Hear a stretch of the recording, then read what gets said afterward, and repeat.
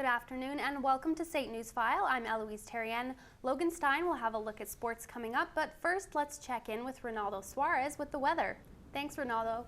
So Logan, Battle of Alberta, it was a pretty crazy game. How do you feel about all the fighting that went on? Felt like I was watching a UFC fight. Honestly, it was a great game, and I can safely say that it was probably the best game the Flames have played all season.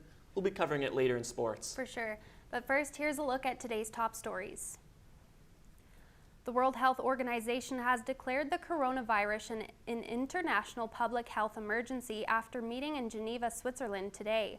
Although China has been the most heavily impacted by this virus, others aren't immune. Canada's top foreign affairs minister says 156 Canadians have asked for help in leaving China and are currently waiting for Chinese approval to return on a chartered plane.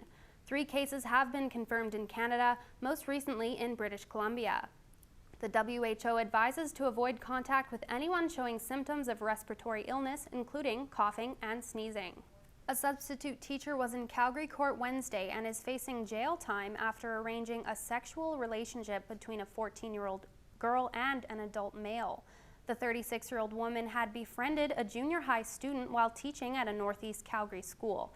Sexual activity involving a minor was reported to RCMP in June of 2018 by someone known to the offender. The Crown prosecutor is seeking a 6-month jail term followed by 2 years probation, while the defense argued a shorter 90-day sentence to be served on weekends. Sentencing will take place on February 7th. A new survey reports 1.8 million Albertans have experienced sexual abuse in their lifetime. The Association of Alberta Sexual Assault Services gathered the statistics through landlines, cell phones, and random digital dialing from citizens over 18 years old. The survey found 44% of women and 24% of men reported being abused as children. Among those, half say they also suffered sexual abuse as an adult. However, the majority of respondents say the abuse didn't continue for long periods of time.